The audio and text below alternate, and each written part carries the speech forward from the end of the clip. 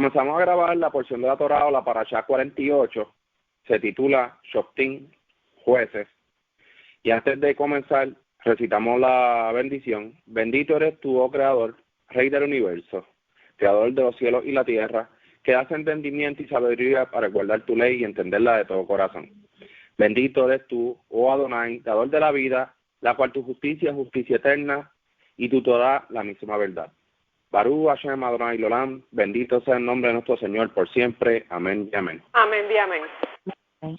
Bien, comenzamos con la sinopsis de la misma. Conformación de un sistema judicial adecuado, prácticas idólatras o afines, pena capital para un idólatra, Tribunal Supremo, donativo a los sacerdotes, advertencia contra prácticas idólatras, profecía, ciudades de refugio, homicidio intencional, respetar los límites de la propiedad, testigos, preparativos para salir a la guerra, acerca del trato al enemigo, normas a ser observadas, sitiar una ciudad del enemigo ante una muerte que no pueda resolverse. Bien, todos los temas son muy buenos, así que obviamente la Torá es nuestra lámpara, nuestra luz y nuestra guía. Sin ella realmente estuviéramos un poco perdidos.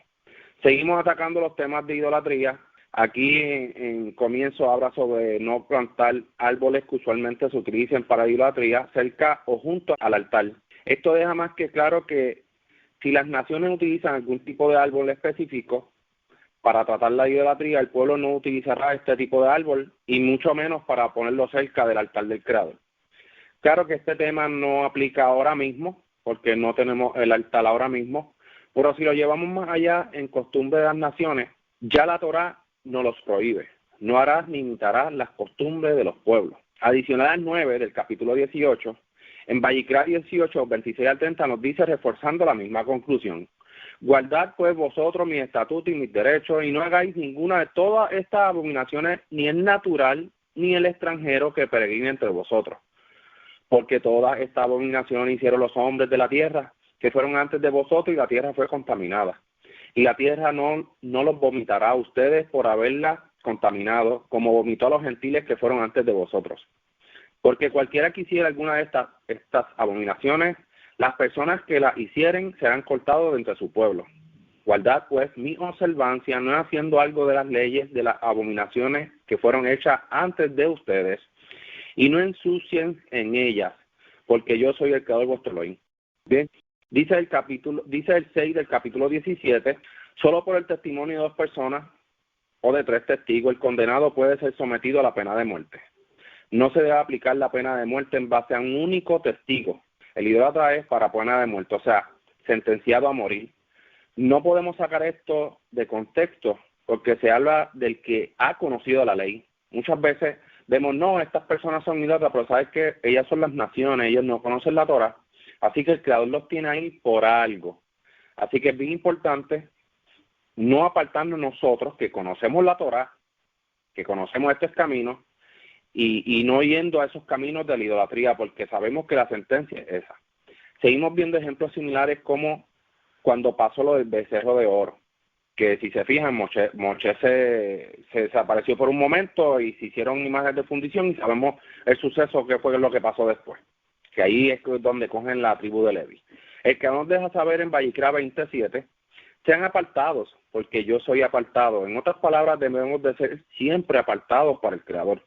Entonces, no debemos de imitar ni seguir cualquier costumbre extraña o de las naciones. Comenzando el capítulo nos recuerda que debemos de seguir todo el tiempo la justicia. Dice el 20 del capítulo 16, justicia perseguirás, así vivirás y poseerás la tierra. Pero, ¿qué justicia? Pues la Torá. Así que miramos los ejemplos de lo que debemos de seguir siempre. Número 1, no crear favoritismo. Sabemos que tenemos el ejemplo de Jacob con Joseph, y de aquí podemos aprender muchísimo. Sí, el Creador tenía planes con Joseph, pero mira todo lo que pasó por el papá crear un favoritismo. Número 2, no torcer la justicia. Esto es buscar la manera de no cumplir lo que es justo, haciendo ver que lo que el Creador nos dio está mal. Y hay muchas personas que buscan hacer esto, ¿verdad? ¿Cuántas personas no conocemos así? Que dicen, no, lo que está ahí, eso no se debe cumplir, que eso era un yugo, que eso después se cambió, que, ¿sabes qué? Mentira. Es ahí que nos damos cuenta que estas personas quieren hacer la voluntad de sus líderes, de estas personas, y no lo que dice el Creador. Así que están sacando estas instrucciones de su contexto y el Creador nos dio unas instrucciones y aquí están. Número 3. Los jueces electos deben de administrar con justicia recta. Fíjense que no solo habla de justicia, nos deja saber que debe ser recta. Esto nos enseña que no podemos ser flexibles en la justicia, sino rígida. Recordemos que cuando se dice que la justicia debe ser flexible, esto nos da a entender que la flexibilidad de algo recto puede girar o moverse en algún momento para dar una sentencia. Y esto es lo que se refiere, seguir una justicia recta. No ser, ¿verdad? Como que un poquito para acá, un poquito no. 4. No acepte soborno. Entendemos que este es el mayor problema que existe en el mundo. Dice, el soborno ciega los ojos de los sabios y corrompe la palabra justa. Pero eso lo estamos viviendo yo creo que hoy en día. Sabemos que el soborno es algo que el dinero corrompe la justicia recta. De cada porción de estas parachas siempre se saca cosas interesantes y temas que podemos visualizarlo hoy en día. Así que es importante no llevar esta acción más allá de lo que no es. No hace falta porque estaríamos agregándole el mandamiento o siendo flexible en ella. Y esto es lo que no podemos llevar, ser flexible ante la Torah. Seguimos con la ronda con Eric. Adelante, Eric. Sí, Shalom. Claro, acá se dan algunos consejos para los jueces también, donde dice el capítulo 16, 19, no tuerzas el juicio, no hagas acepción de persona, no admitas soborno, ¿cierto? Porque el soborno ciega los ojos de los sabios. Entonces, los que son jueces no podían recibir sobornos de nadie, quizás a nombre de una comunidad, pero no en forma personal. También se recomienda aquí, o se ordena, no plantar árboles, ¿cierto?, de madera cerca del altar y no levantar piedras sagradas también. Son cosas que el Eterno aborrece. También se habla contra la astrología en el capítulo 18, ¿cierto?, que hoy en día sabemos que muchas personas se guían por estas supuestas predicciones astrológicas. Acá dice que cuando hayas entrado en la tierra que el Eterno tu Dios te da, no imitarás las abominaciones de las naciones. Dice, no haya en ti quien pase a su hijo o su hija por fuego, ni adivino, ni astrólogo, ¿cierto?, ni hechicero, ni mago, ni encantador, ni espiritista, ni que consulte a los muertos. Ya sabemos que esto de consultar a los muertos no tiene un sustento en la escritura, pero hay gente que cree que le consulta a los muertos, pero en realidad no lo está haciendo. Puede ser un espíritu de engaño, ¿cierto?, o puede ser que se está imaginando todo eso, pero no se le puede consultar a las personas que están inconscientes. Los muertos están inconscientes, como enseña los Salmos y también el libro de Coelet, ¿cierto? Y al final acá dice, versículo 13, perfecto serás ante el Eterno tu Dios, porque esas naciones que vas a heredar a hechiceros y astrólogos oyen, pero a ti te lo prohíbe el Eterno tu Dios. Entonces tenemos que alejarnos de todo lo que es astrología, magia y todo eso. Sigamos con la ronda. Gracias, Eri, por el aporte. ¿Y a quién le suena eso de seguir una estrella? Seguir dónde es que va a lo mejor la luna. Seguir la de esto. Por eso el Creador dice, no te inclines a ella, porque yo no he dado instrucciones sobre eso. Pero sí, las naciones pueden hacerlo, pero el pueblo del Creador no debe de hacerlo. Porque así mismo dice el Creador, yo le he dado el ejército de los cielos a las naciones, porque a eso es que las naciones les han rendido el culto. Y cuando venimos a ver, muchas de estas sectas, estas religiones, han salido de eso mismo, de seguir a los astros, de seguir estrellas, de seguir a los magos, de seguir cuánta cosa hay, cuánto invento hay. Así que algo como para reflexionar. Seguimos con la ronda con Ilian. Adelante, Ilian. Sí, muchas gracias. Quería entonces pasar al capítulo 19. Bien interesante que aquí vuelve y se menciona lo de las ciudades que son para escape, para el homicida que, ¿verdad?, que ha quitado la vida de alguien de forma inocente, ¿verdad?, que ha sido por accidente. Y vemos que el Creador hace estas cosas para prevenir el derramamiento de sangre inocente, para que una persona, un familiar del fallecido, tome venganza por sus propias manos y derrame sangre inocente. Bien interesante, ¿verdad?, esa postura del Creador. Aquí vemos que el Creador ve a esta persona como una persona inocente porque no tenía maldad ni provocó, ¿verdad?, buscó la manera de hacer ese daño, sino que fue accidental.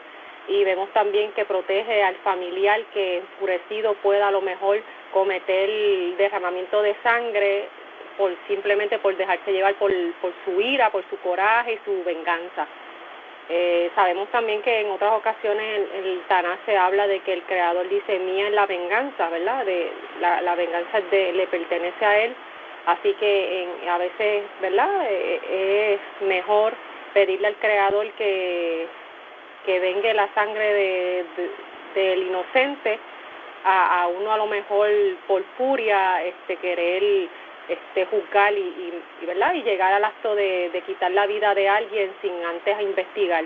Es por eso, ¿verdad?, que se levantan estos jueces también. Se habla de que no puede haber solamente un testigo, tienen que haber más de 2 o 3 testigos. Se tiene que investigar, ¿verdad? Se procura que estos jueces sean jueces de rectitud, que sean temerosos del Creador y que siempre busquen indagar bien antes de tomar un juicio. También al final del capítulo 19, algo que me llama mucho la atención, y es que dice que cuando ya se tenga la investigación y se tenga certero de que esa persona es culpable, se llevará ante la puerta, o sea, a la entrada de la ciudad, y allí se va a periar, o sea, se va a hacer ¿verdad? Este juicio se hace frente a todo el pueblo, y después dice, aquellos que queden, o sea, los que vean el juicio, oirán acerca del asunto, tendrán temor y no cometerán más tal perversidad entre ustedes. O sea, es bien interesante que estos juicios, ¿verdad? Estas condenas se hacían delante de todo el pueblo para que el pueblo oyera y viera y temiera y no cometiera también el mismo delito del que se está, ¿verdad?, del que se está enjuiciando. Y es bien interesante esto, ¿verdad?, la forma de proceder entre el pueblo. Yo creo que esto era este era un acto para que el Creador mandó a hacer al pueblo para que las demás personas dijeran, espérate, esta persona hizo esto, que al Creador no le agrada, lo encontraron culpable y pagó con su vida, pues yo no puedo seguir por ese camino, yo no puedo imitar a esa persona, yo puedo terminar igual que él y retractarse, ¿verdad?, de hacer lo malo. Y es una forma, ¿verdad?, de que los demás abran los ojos y vean las consecuencias de los actos. Y para mí es algo que es bien interesante, ver, ¿verdad?, este tipo de forma de vivir del pueblo para evitar que la maldad se apoderara, ¿verdad?, del pueblo, de los demás del pueblo. Otra cosa que quería hablar era que también se habla de que los Kohanim tenían que ser, vuelvo y repito, ¿verdad?, que el pueblo tenía que hacerse a cargo de ellos no tenían heredad en el pueblo y por ello el pueblo tenía que, ¿verdad?, darle sustento a ellos eran parte del Creador, ellos le pertenecen al Creador y el Creador por medio del pueblo los sustentaba. Y por ahora es lo que quería añadir. Gracias. Gracias, Ilian, por el aporte. De hecho, los Kohanim es la porción perpetua del Creador, la línea de Levi, por eso es que escogió la línea de Levi, por eso mismo, porque esa es la porción directa del Creador, y lo que ellos dictaren, eso es lo que habría que hacer. Seguimos con la ronda con Minerva. Adelante, Minerva. Sí, me llama la atención o quería resaltar en el capítulo 18, el versículo 18, aquí está hablando sobre la adivinación y profecía.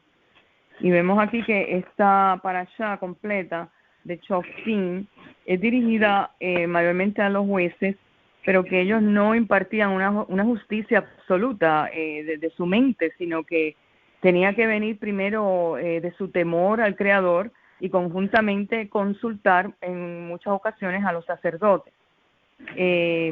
Entonces, dentro de la adivinación y profecía, ¿por qué esto está vinculado a Shoftim o vinculado a los jueces? Porque es el mismo Creador que está decretando estas leyes, y lo que hace Moshe aquí es desglosando un poco cómo se iba a llevar a cabo, cómo iban ellos a efectuar estos juicios. Entonces, en cuanto a la adivinación y profecía, pues obviamente, como esas eran las prácticas de esos pueblos que hacían idolatría, que hacían entregaban a sus hijos y porciones de comida a los dioses, levantaban árboles de acera, pues como ellos iban a entrar en un ambiente muy hostil, pues entonces se está preparando al pueblo para lidiar con esto. Incluso le dan órdenes en cuanto a cómo iban a proceder en una guerra.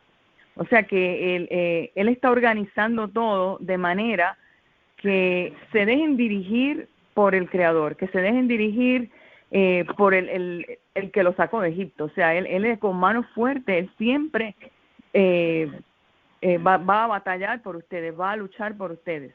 O sea que ustedes por sí mismos no van a tomar esa decisión, sino es por medio de ese vínculo que hay entre el Creador, los sacerdotes y los shoftim, ya que Moshe iba a partir, ya no iba a estar ese Moshe, aparte de que Joshua iba a tener a cargo el pueblo, pero estas cosas tenían que estar establecidas de antemano, y entonces tenían que tomar todos estos aspectos de esos pueblos, incluyendo adivinación y profecía, porque era muy recalcitrante en esas tierras que ellos iban a tomar. O sea, iban a entrar en un pueblo que de naturaleza ya ellos practicaban esas cosas. Entonces, ¿cómo ellos iban a mantener informados e instruidos con la Torá? Pues tenía entonces él que preparar estos jueces, estos shoftim, administrar estos juicios. Entonces aquí en el 18 dice, el 18, levantaré un profeta para ellos, refiriéndose al pueblo de Israel, entre sus hermanos, tal como lo eres tú. Aquí se está refiriendo a Moshe. Pondré mis palabras en su boca y él les declarará todo lo que les ordene. Si alguna persona no escucha la palabra que él declare en mi nombre, castigaré a esa persona. O sea que había que escoger con pinzas quién realmente iba a ser un profeta. Entonces, fíjense que de acuerdo al contexto, si seguimos leyendo el contexto de este párrafo, no se habla simplemente de un solo profeta, sino que existieron profetas dentro de las generaciones de Israel, que siempre había profetas. A la inversa, si un profeta hace presuntuosamente una declaración en mi nombre, cuando yo no lo haya ordenado hacerlo, o si se habla en el nombre de otros dioses, entonces ese profeta morirá. O sea que ya ellos tenían unas indicaciones. Entonces el pueblo podía preguntarse, ¿cómo reconoceremos que una declaración no fue hablada por Elohim? Y dice, si el profeta predice algo en nombre del Creador y la predicción no se materializa ni se hace realidad, entonces el mensaje no fue hablado por Elohim. Este profeta ha hablado engañosamente y no debes temerle. ¿Por qué? Porque eso era lo que iban a encontrar en estas naciones. Entonces, hablando de este contexto, si lo uno al versículo 18, cuando dice, levantaré un profeta, entonces sigo acá en el 21, me está dando un vínculo como que no es una sola persona que viene para ser un profeta de acuerdo a Moshe, sino que ahí me está indicando que se levantarán profetas dentro de esas generaciones y van a tener ciertas características, y ellos iban a ver cuáles eran las profecías que, si no se cumplían, obviamente pues no era el profeta que ellos esperaban de parte que les diera la palabra del Eterno, sino que tenía que cumplirse esa palabra.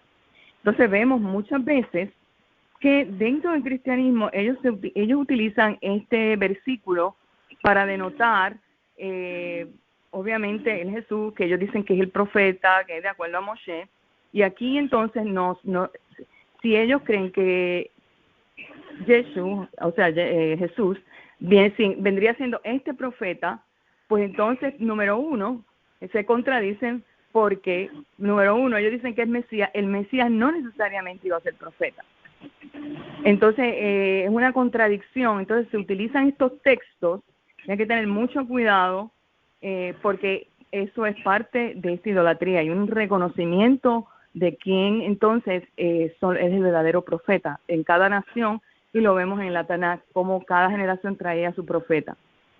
Y entonces, pues nada, quería compartir eso como un punto interesante, porque es muy notorio que las personas hablen de profeta, y realmente aquí la Torá te está hablando quién es el verdadero profeta. Pues gracias. Gracias, Minerva, por el aporte.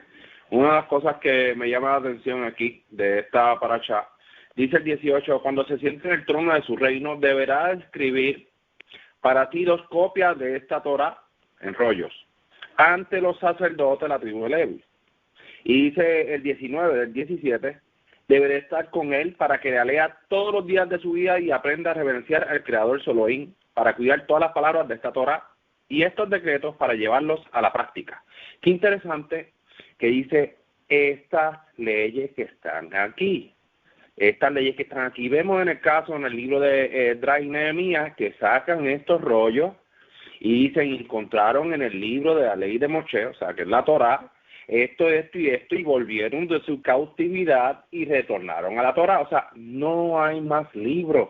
Este es el único que hay aquí. Así que, algo interesante que podemos sacar.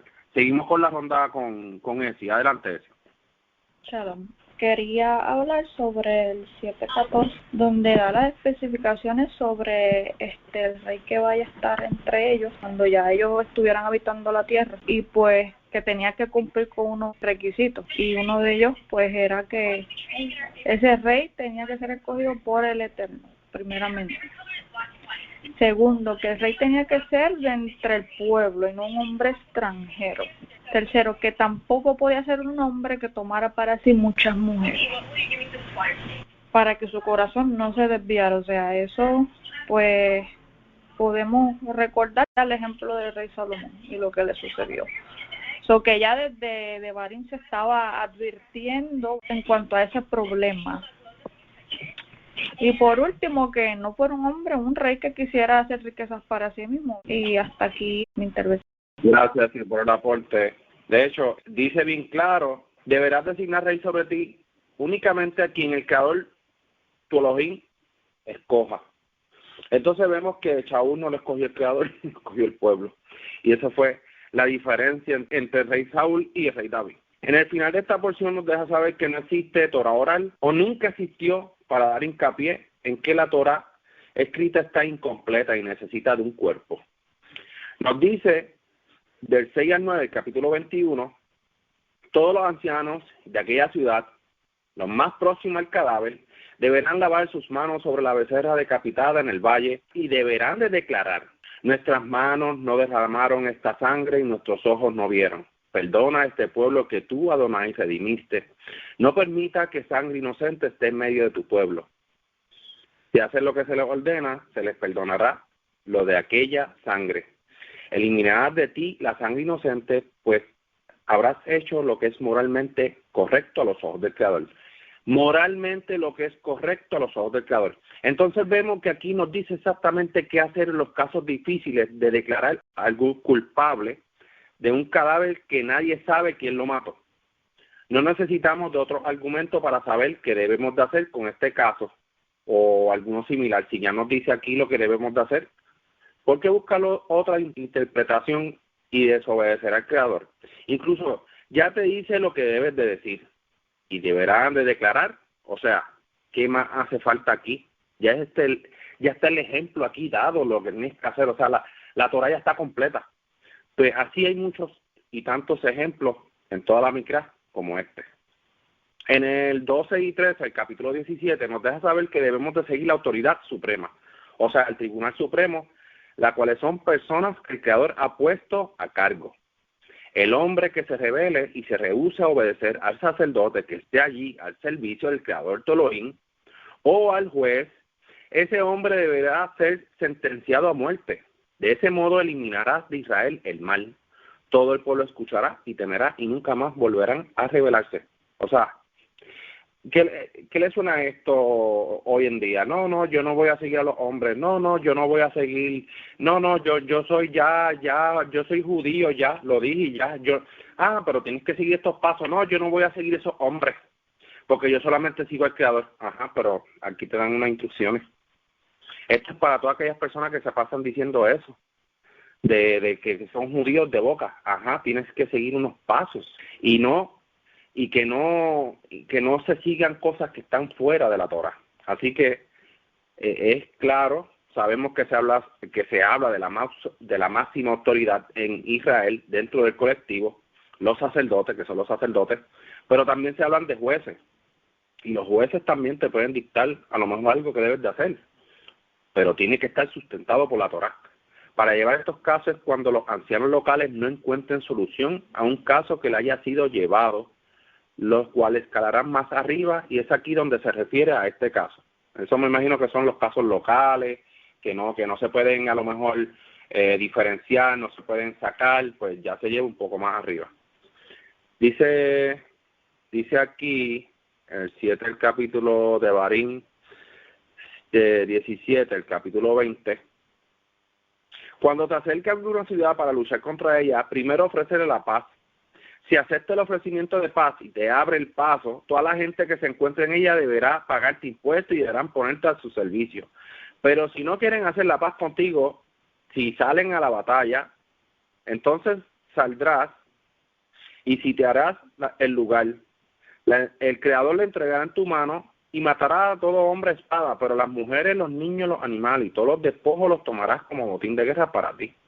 O sea, no se va a matar niños como mucha gente dice, que dice no, que el Dios ese de los hebreos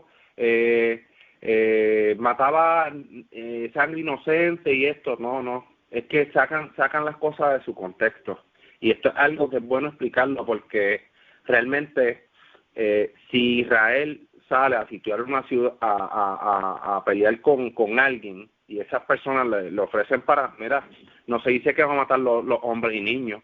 Lo que sí el Creador mandó fue limpiar la tierra de Canaán, que era lo que es la tierra de Israel hoy en día. Así que es importante poder aplicar la comprensión de lectura y no salirse de ella. Otro dato interesante que quería mencionar en un principio es que no por un testigo te dejarás llevar para dictar sentencia, sino dice 2 o 3. Cuando dice 3, pienso que son en casos donde hubieron más personas presentes, y así garantizar una seguridad dentro de la muchedumbre o de gente que no quiere hablar.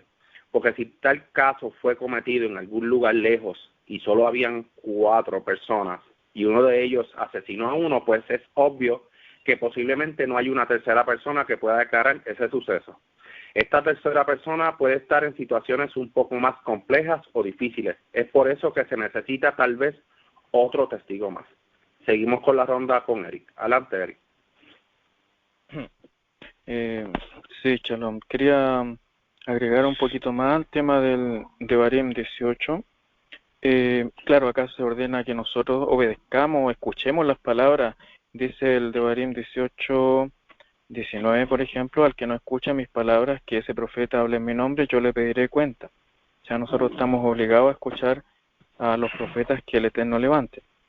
Pero el profeta que presume hablar en mi nombre, sin que lo haya mandado, o hable en nombre de otros dioses, ha de morir, ¿cierto? Entonces, eso también es grave cuando hay personas por ahí que empiezan a profetizar cosas, que es muy común.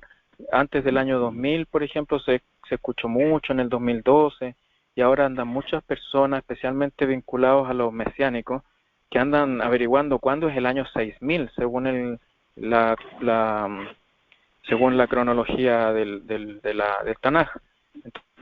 Entonces quieren saber cuándo es el 6000 porque piensan que va a pasar algo. Entonces están cayendo en el mismo error. Están tratando de profetizar cosas que no le han sido reveladas. No hay ningún indicio de que el año 6000 vaya a suceder algo, ¿cierto? Y según la cronología bíblica, me parece que todavía que falta poco para el 6000. O sea, según la cronología rabínica faltan como 200 años, pero según la cronología que calculan otras personas, faltan muy poquitos años. Bueno, independiente de eso, nosotros no tenemos que preocuparnos de del día de mañana, sino que tenemos que actuar correctamente el día de hoy, cada día. Dice también, me llamó la atención en la protección de los árboles frutales. El capítulo 20, versículo 19, dice, si al atacar una ciudad tienes que sitiarla por muchos días para tomarla, no destruyas sus árboles frutales a fuerza de hacha, porque de sus frutos comerás. No los talarás, porque el árbol de campo no es hombre que pueda venir contra ti, lo cual es lógico, un árbol no te puede atacar, ¿cierto? 20, pero el árbol que no sea frutal lo podrás cortar para construir, para hacer construcciones, ¿cierto? Diferentes tipos de construcciones. Entonces, los árboles frutales hay que cuidarlos siempre, y esto es una enseñanza que también la podemos traer para nosotros si andamos en un bosque, en un campo. El árbol frutal no se daña, ¿cierto? Los otros tipos de árboles se pueden arrancar, se pueden hacer leña, para construcción, pero no lo que da un fruto. Asimismo también las personas, nosotros que estamos en este camino, ¿cierto? El que está dando fruto, el que da buen fruto, ¿cierto? El Eterno lo va a proteger. Y el que no da ningún fruto, ¿cierto? Porque uno puede aprenderse la Mikra de memoria, uno puede aprenderse toda la Torah de memoria, pero si no está dando un fruto, si su comportamiento no es adecuado, va a ser como el árbol que no da fruto y va a ser usado para otra cosa. Eso también son enseñanzas que podemos meditar. También podemos ver las ciudades de refugio en el capítulo 19. ¿Para quiénes eran estas ciudades de refugio? Dice el versículo 4. El homicida puede refugiarse allí para salvar su vida. Ya, es el que hiera a su prójimo sin querer, sin haber tenido una enemistad. Entonces esto es cuando se hiere a un prójimo, ¿cierto? O muere el prójimo, pero cuando no hay una motivación, cuando esto sucede como por casualidad, como por accidente. Ya, porque cuando era intencionalmente, si alguien premeditadamente asesina a otro, entonces ahí aplicamos capítulo 19, versículo 21, donde dice vida por vida, ojo por ojo, diente por diente, mano por mano, pie por pie. Así funciona esto. En las ciudades de refugio eran solamente cuando no había una intención de causar un daño o una muerte. Ya, quería comentar, sigamos con la ronda. Gracias, Eric, por el aporte. De hecho, como bien mencionaste, y recae sobre esto, de este modo eliminarás de ti el mal. Así que esto es algo que se tiene que aplicar. No puede haber ningún tipo de perdón por esto, porque son personas que ya han conocido, o sea, el pueblo ya ha conocido de la ley. Porque sí, el Creador te puede perdonar de algo, pero una vez te perdone, tiene que haber un castigo, o sea, porque ¿cómo tú vas a cambiar? ¿Cómo tú vas a reflexionar? ¿Cómo si no hay un castigo? Tiene que haber un castigo, no solamente perdón y ya se borró todo.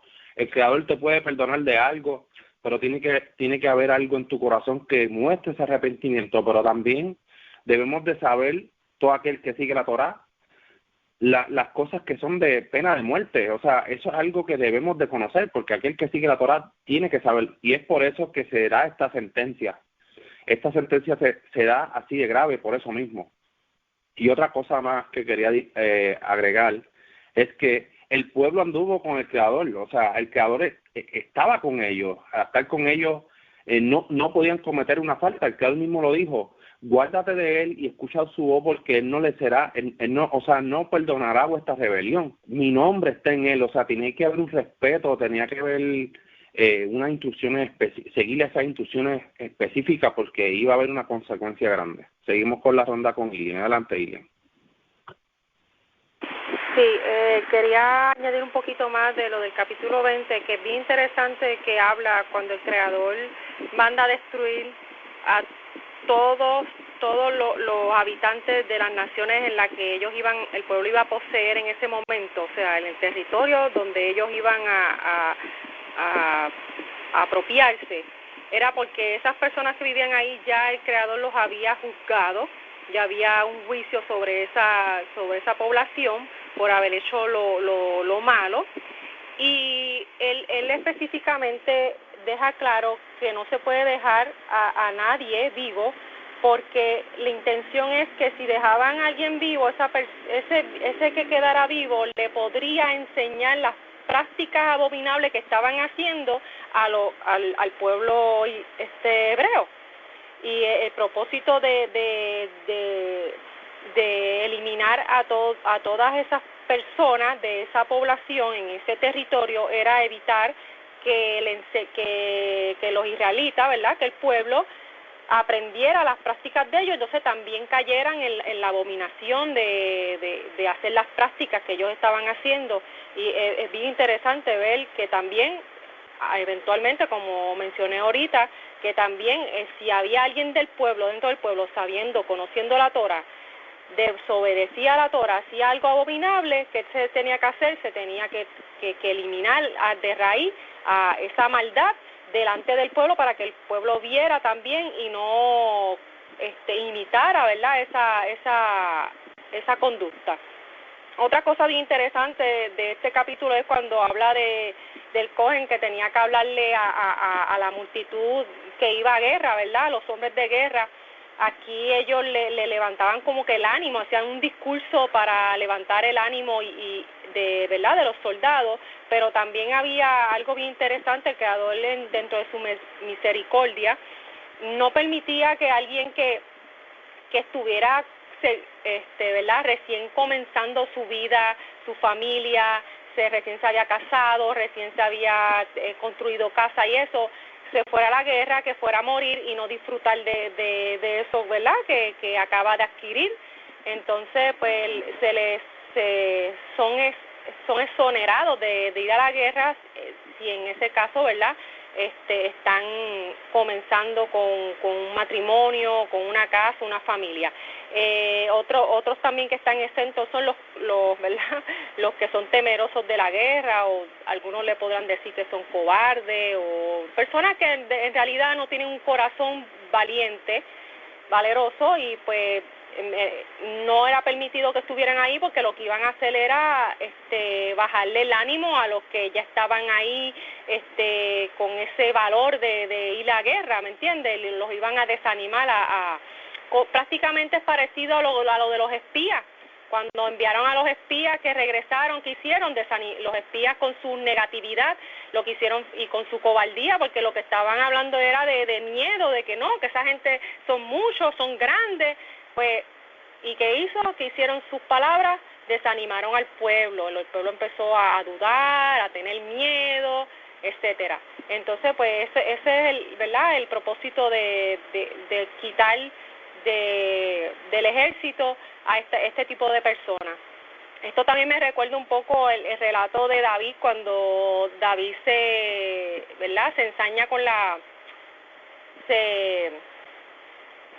se enamora, ¿verdad?, se obsesiona con la esposa ahora no me acuerdo el nombre, disculpen, él se enamora de una mujer casada y envía al esposo a guerra, y en el relato uno puede dar a entender, ¿verdad?, la Torah no lo dice, pero se da a entender como que esa mujer no tenía hijos, o sea, prácticamente era como que recién se habían casado, y David, con esa intención de llevarlo a la guerra, a la primera fila, era para salir de él y entonces él poseer a la viuda, ¿verdad?, a la mujer. Y ¿verdad?, este relato, cuando habla de que los hombres que recién casados están exentos de ir a la guerra, me trae a memoria ese relato. Otra cosa bien interesante que lo mencionaron también, lo del rey. El rey ya no iba a hacer algo que el pueblo escogiera, porque no, el Creador no iba a permitir que cometieran el mismo error que cometieron con Saúl. Esta vez, si el pueblo quería un rey, pues era el Creador el que iba a escoger a esa persona, se iba a ungir, se iba ¿verdad?, a separar para ese propósito, y esa persona tenía que ser temeroso del Creador, tenía que tener una copia de la ley y tenía que leerla todos los días. O sea, el Creador se estaba asegurando ahí de que ese rey tenía que ser, porque ese era el que iba a dirigir al pueblo, y si el rey se desviaba, el pueblo también iba a desviarse.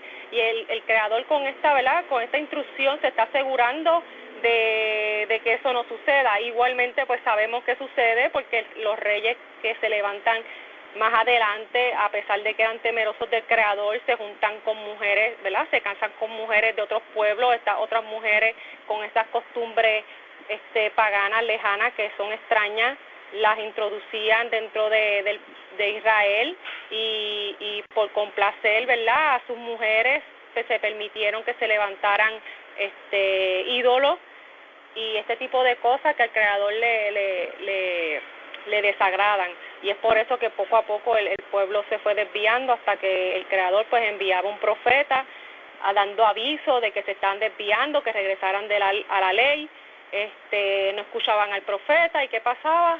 Llegaba el castigo, lo que el profeta decía se cumplía por medio, ¿verdad? El Creador daba un juicio al pueblo por medio del profeta, y es bien interesante, ¿verdad?, porque más atrás se habla de esos profetas.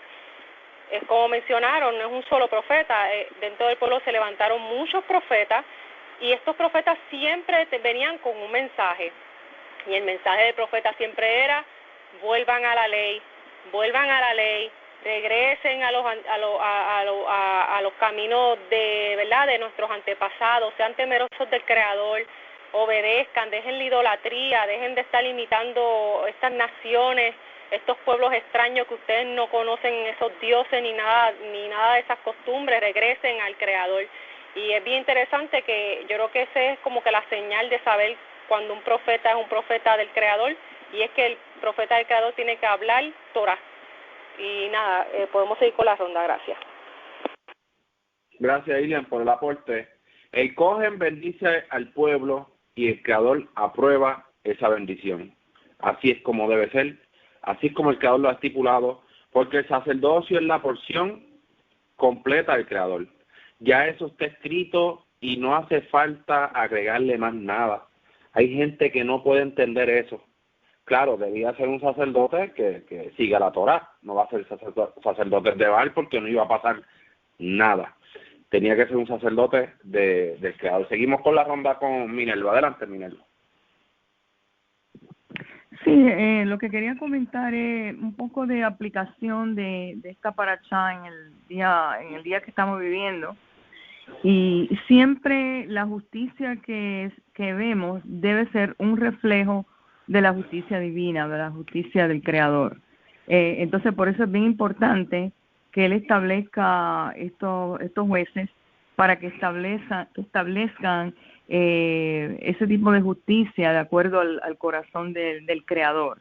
Y no nos desviemos, por eso el primer versículo dice, no tuerza, ese es el 19, no tuerzas la justicia y no des consideración especial a nadie, no tomes soborno, puesto que el soborno hace ciego al sabio y pervierte las palabras de los justos. Y eso es una verdad que trasciende a todos los pueblos. Sabemos día tras día cómo nuestros países caen en lo mismo, caen en el soborno que pasa, hace ciego al sabio, y siguen pervirtiendo las palabras de los justos. O sea que esto es una cosa constante que la estamos viviendo y vemos las consecuencias. Entonces, cómo la justicia que nosotros estamos viendo realmente no es un reflejo de la justicia del Eterno, sino que está completamente pervertida. A pesar de que hay leyes que es para proteger la justicia, también honestamente hay muchos abogados que han torcido la justicia, y hay un refrán que dice: el que hizo la ley hizo la trampa. Entonces ahí es que entra cómo han violado la justicia. Entonces en el capítulo 19, hablando de los testigos, aquí vemos un retrato vivo de lo que está pasando con nuestra justicia. Por ejemplo, en cuanto a los testigos, dice: un solo testigo no debe declarar contra una persona para infligir castigo o pena alguna. Y vemos aquí, por lo menos en Estados Unidos, que alguien acusa a alguien, esa persona se supone que sea inocente hasta que pruebe lo contrario. Pero una vez la persona ha sido acusada, ellos la arrestan a la persona hasta que haya un juicio para probar su inocencia. Es todo lo contrario. Entonces, si no hay nada más que un testigo, pues no entiendo por qué van a muchas veces arrestar a esa persona simplemente porque sea sospechoso. Entonces vemos ahí una transgresión de la justicia. Se supone que hayan 2 testigos o más.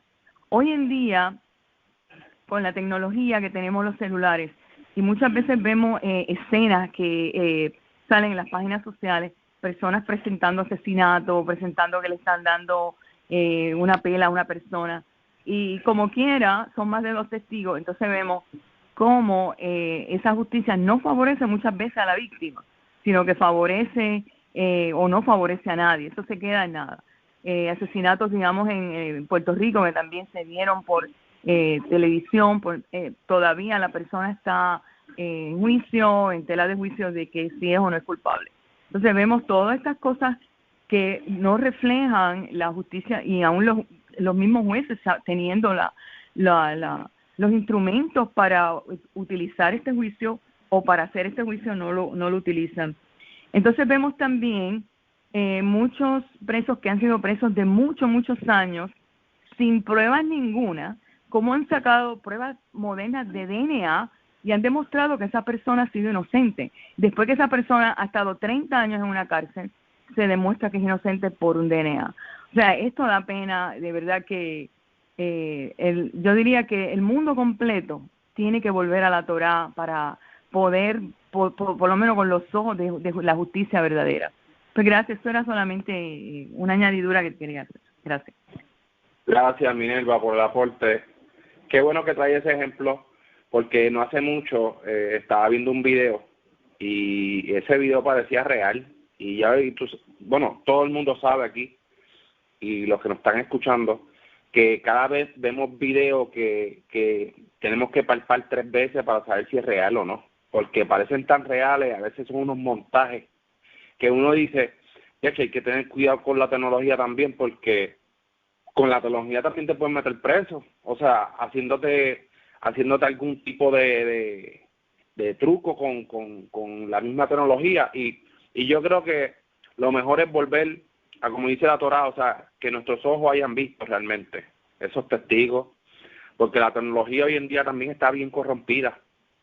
Tú buscas cualquier cosa, te aparecen anuncios falsos, información falsa, información que no se sabe dónde se ha sacado, videos que te muestran, y tú, eso estará pasando. Y son a veces montajes que hacen con la tecnología que tenemos, montajes que tú te quedas impresionado porque han quedado espectaculares, en el sentido de que han quedado bien. Y yo creo que por eso hoy en día no se llevan tantos casos con esto de la tecnología en estos tribunales. Yo creo que, no sé si es por eso, pero sí, hay que tener mucho cuidado con la tecnología hoy en día. Seguimos con la ronda con Esi. Adelante, Esi. Pues quería comentarle el 18 de esa área. No va a ser mucho porque ya todos han corroborado de lo que yo tenía apuntado también, no lo voy a repetir. Pero quería añadir que ya desde esos tiempos tan antiguos la adivinación, la hechicería, ¿verdad? Los encantadores estaban pues llevándose a cabo todas esas cosas que el Creador siempre las aborreció. Que eso de consultar a los muertos son prácticas que siguen sucediendo, que la gente sigue creyendo en ellas, y que el morbo humano por saber qué les depara el destino es demasiado grande. Entonces pues el Creador por eso nos advierte que estemos alerta con esas cosas y que nuestro corazón no se vaya a desviar hacia eso. Vemos que hay muchas religiones que no se definen y todas están detrás de este tipo de cosas, porque como no se han definido, no, como dicen en Puerto Rico, estas personas no tienen camerino. En el mismo cristianismo hay tantas personas que van a adivinación, a hechicería, y se les muere un ser querido y quieren consultar a los muertos para ver qué sucedió. O sea, el Creador claramente nos deja claro que esas prácticas no son de su agrado y que Él las aborrece. Así que pues tenemos que estar bien temerosos y lejanos a eso. Y pues eso era todo lo que quería añadir. Gracias, y por el aporte. Por esas mismas prácticas, la tierra, el Creador expulsó a estos moradores que estaban ahí. ¿Alguien más tiene algún aporte final que quiera dar? Eric, rapidito. Sí, Shalom. Bueno, sí podría comentar del capítulo 21, que es donde termina esta paracha, donde habla del asesino desconocido, pero Hoy en día acá esto se solucionaba cuando encontraban un cadáver y no sabían quién lo había asesinado, un cadáver humano. Entonces ellos tenían un procedimiento en Israel, el pueblo que estaba más cerca tenía que hacer un procedimiento de sacrificar una becerra, desnucarla. Pero hoy en día, como no están los levitas para cumplir esa función, entonces hoy en día se hacen oraciones. Si hay un cadáver cerca del pueblo donde uno vive, lo que se puede hacer es orar para que no haya un castigo contra ese pueblo por lo que sucedió, siempre y cuando no se sepa quién lo mató, porque eso se encarga la policía de averiguarlo. Pero siempre es bueno estar orando por estas situaciones que ocurren, porque uno no sabe qué consecuencias pueden tener, no solamente a veces por culpa de una persona, todo el pueblo de Israel sufría una plaga. Entonces, tanto porque alguien tenía ídolos o porque ocurrían idolatrías o cosas así, o asesinatos, queda una culpa de sangre. Entonces, es importante también orar al Eterno constantemente para que no seamos hallados con culpa de sangre por causa de terceras personas también. Eso. Gracias, Eric, por el aporte. Seguimos con Ilian. Adelante, Ilian. Podría añadir, pedirle al Creador siempre, ¿verdad? Porque sabemos que la justicia de las naciones no tiene balanza justa, y pues cuando sucede alguna injusticia, lo mejor que podemos hacer es pedirle al Creador que su justicia, ¿verdad?, sea vista delante de nuestros ojos, que podamos ver su justicia cumplirse, ¿verdad? No en todos los casos la justicia de las naciones falla. Han habido muchas personas que han derramado sangre, que han sido juzgadas y ¿verdad? No como en la Torah demanda, pero en base a las naciones pues los encierran, les quitan su libertad, ¿verdad? Y los mantienen lejos de la sociedad, apartados de la sociedad. Pero yo creo que lo que nos queda es pedirle siempre al Creador, como ya no existe jueces justos, temerosos del Creador que sigan Torah, pues lo que nos queda es pedirle al Creador que no llegue esa maldad a nosotros, ¿verdad?